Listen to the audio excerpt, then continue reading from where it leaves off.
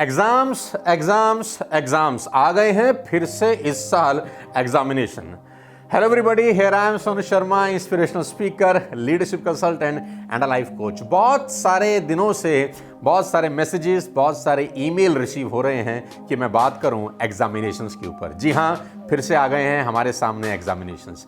पिछले 2 साल से कोविड नाम की महामारी से जूझते हुए स्टूडेंट्स ने अपने घर से बाहर कदम नहीं रखा और आज उनके चौखट पर आ गया है एग्जामिनेशन। कैसे दें, किस तरीके से दें, डूज क्या हैं, डोंट्स क्या हैं, मैं आपको बेहतर तरीके से बता सकता हूं, क्योंकि बॉयज़ एंड गर्ल्स जो मुझे जानते हैं उनको पता है कि मैं अपने करियर के शुरुआती दौर में सबसे पहले एक शिक्षक रह चुका हूं।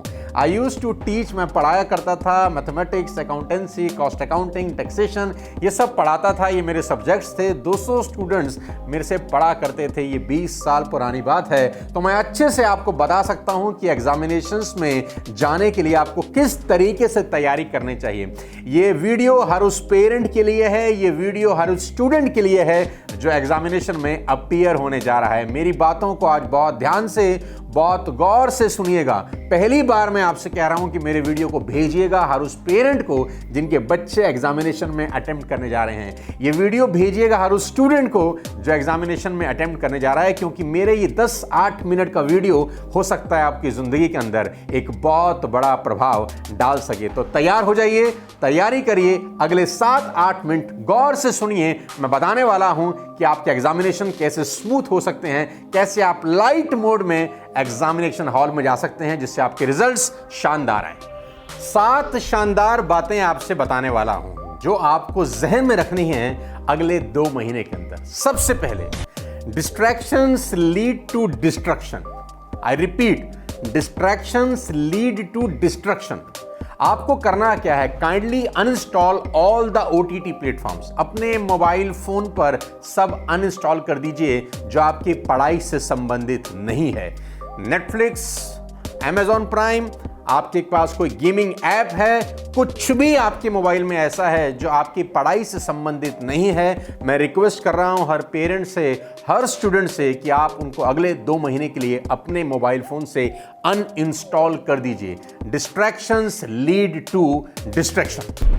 दूसरी सबसे इंपॉर्टेंट चीज मैं आपसे बात करना चाहता हूं। लोग अक्सर मुझसे पूछते हैं कि सोनू सर, पढ़ाई का सबसे सही समय कौन सा है? ऐसा कौन सा समय है जिस पर पढ़ाई करने से चीजें याद रह जाती हैं? मैं आपको अपने अनुभव से बताना चाहता हूं। 20-22 साल पहले जब मैं पढ़ाया करता था तो मैं अक्सर अपने स्टूडेंट्स को एक ही बात बोलता था कि सबसे बढ़िया समय पढ़ाई करने का एक ही है और वो है ब्रह्म मुहूर्त। जी हाँ, शास्त्रों में कहा गया है कि सवेरे 4 बजे से लेकर सवेरे 8 बजे तक का समय, या सवेरे 5 बजे से लेकर सवेरे 8 बजे तक का समय गोल्डन पीरियड है आपकी मेमोरी के लिए। पहले सुबह की 3 घंटे की पढ़ाई पूरे दिन के 10 घंटे की पढ़ाई के बराबर हो सकती है, क्योंकि सुबह का जो 3 घंटे का समय है दिमाग शांत रहता है। हमारे साधु सन्यासी जितने भी लोग हैं, कहा जाता था कि ब्रह्म मुहूर्त में उठकर ईश्वर की पूजा अर्चना करते हैं, क्योंकि ये समय साक्षात्कार का समय होता है, आत्मा के परमात्मा से मिलन का समय होता है। अगर आप मुझसे पूछते हैं कि कौन सा सबसे ज्यादा सही समय है, शुरू के 3 घंटे, from morning 5 o'clock to morning 8 o'clock। बाकी दिन भी पढ़ सकते हैं, पढ़ना भी चाहिए, लेकिन सबसे उपयुक्त समय आपकी पढ़ाई के लिए, जिसमें आपको चीजें आपके जहन में जल्दी याद होती हैं, लंबे समय तक याद रहती हैं, मॉर्निंग। इसके लिए करना क्या होगा, रात को समय से सोना होगा। रात को समय से सोने के लिए करना क्या होगा, नेटफ्लिक्स नहीं देखना, Amazon नहीं देखना, गेमिंग ऐप में नहीं रहना। ये दोनों बातें ध्यान से याद रखिए। और अब बता रहा हूं तीसरी सबसे इंपॉर्टेंट बात, ऑर्गेनाइज द स्टडी स्पेस। जी हां, ऑर्गेनाइज द स्टडी स्पेस। ये क्या भला है?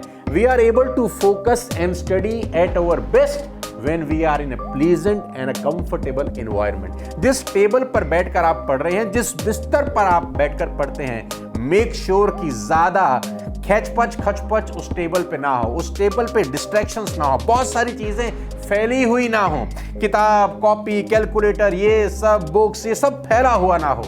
आप तभी अच्छे से पढ़ सकते हैं जब सिर्फ और सिर्फ आपकी किताबों से संबंधित चीजें वहां हों, आपके एग्जाम से संबंधित चीजें उस टेबल पर हों, और ऐसी जगह चुनिए अपने घर में जहां सनलाइट आती हो। जी हाँ, ऐसी जगह चुनिए जहां सनलाइट आती हो, जहां फ्रेश एयर आती हो। आपकी सिटिंग की जगह बहुत बड़ा रोल प्ले करती है मेरे दोस्त। इसके बाद चौथी सबसे इंपॉर्टेंट चीज, take regular breaks during your studies. Human brain functions the best when it is given breaks periodically। आपका दिमाग सबसे बेहतरीन काम कब करता है, मैं आपको बता देता हूं, जब आप उसको रेगुलर इंटरवल पे ब्रेक्स देते हैं। जी हां, कभी भी लंबा स्ट्रेच मत करिए। पढ़ाई 6 घंटे लगातार मत करिए, 4 घंटे लगातार मत करिए, 8 घंटे लगातार मत करिए। मैं देखता हूं बच्चे बैठे हैं सुबह 9 बजे से लेकर शाम को 5 बजे तक पढ़ रहे हैं, 8-8 घंटे 10-10 घंटे लगातार पढ़ रहे हैं। ऐसी गलती ना करें, ना पेरेंट्स करें ना स्टूडेंट्स करें। आप 45 मिनट्स पढ़िए, मैक्सिमम 1 आवर पढ़िए और उसके बाद 15 से 20 मिनट का या आधे घंटे का ब्रेक लीजिए।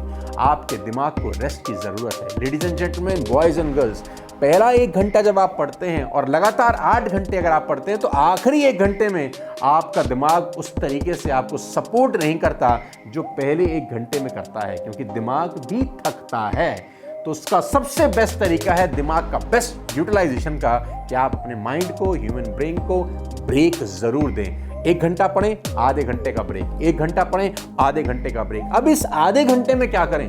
बास्केटबॉल खेलिए, हाँ, क्रिकेट खेलिए, बैडमिंटन खेलिए, अपनी हॉबीज फुलफिल करिए।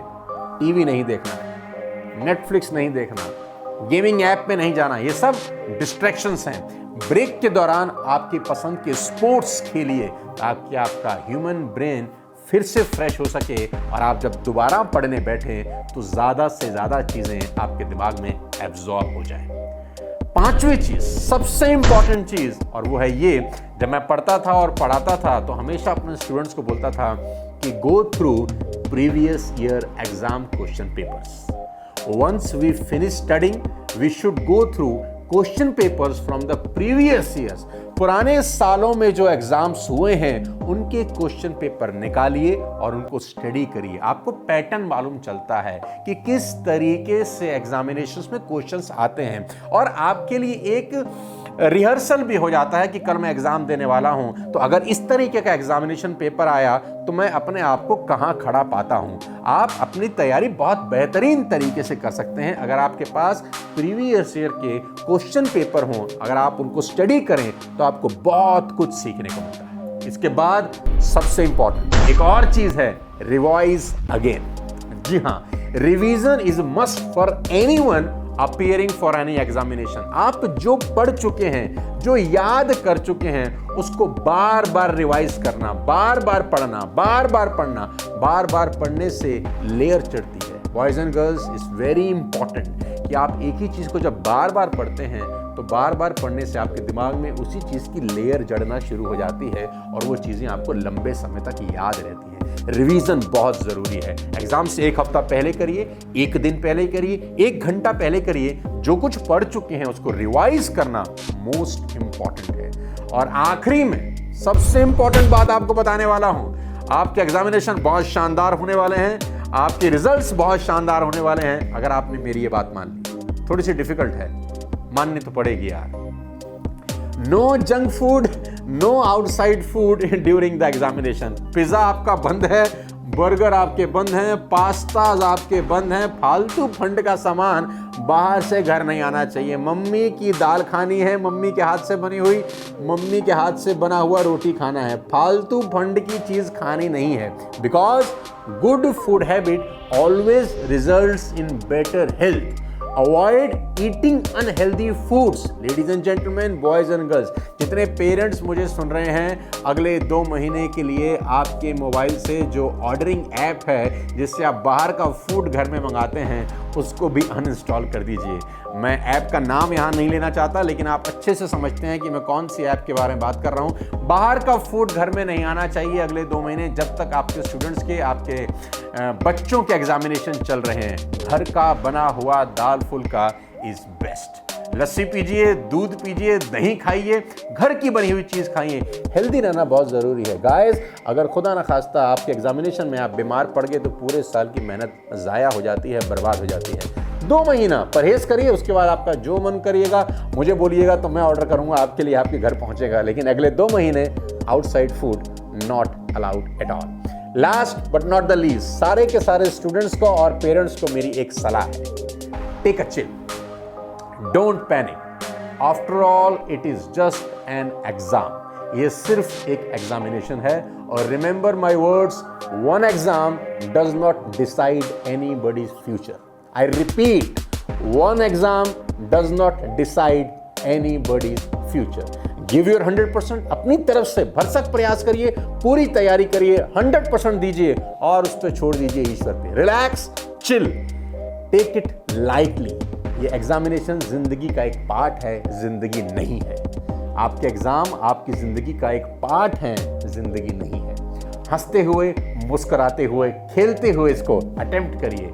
मेरी बहुत बहुत बधाई हैं, शुभकामनाएं हैं, बेस्ट ऑफ लक देता हूं मैं और मेरी पूरी की पूरी टीम जो इस वीडियो को शूट कर रही है। मेरा परिवार आप सबको एडवांस में बधाई देना चाहता है। मैं 100% श्योर हूं कि आपके एग्जामिनेशन बहुत शानदार होने वाले हैं। आपकी पूरे साल की मेहनत ज़रूर रंग लाएगी। मेरी शुभकामनाएं, wish you all the very best to you. और ये वीडियो हर किसी पेरेंट के पास होना चाहिए, ये जिम्मेदारी है उसकी जो देख रहा है। ये वीडियो हर स्टूडेंट के पास होना चाहिए, ये जिम्मेदारी है जो उसकी देख रहा है। हर देखने वाले व्यक्ति की ये पर्सनल मॉरल रिस्पॉन्सिबिलिटी है लेडीज एंड जेंटलमैन कि ये वीडियो को सर्कुलेट करिए, सिर्फ और सिर्फ इसीलिए ताकि हर स्टूडेंट्स और हर पेरेंट के पास ये जानकारी पहुंच सके। मेरी शुभकामनाएं। अगले किसी शानदार वीडियो के साथ फिर आपसे बात करूंगा, लेकिन तब तक चैनल को सब्सक्राइब करिए और बेल आइकन दबा दीजिए। थैंक यू सो मच, बहुत बहुत शुक्रिया। जय हिंद।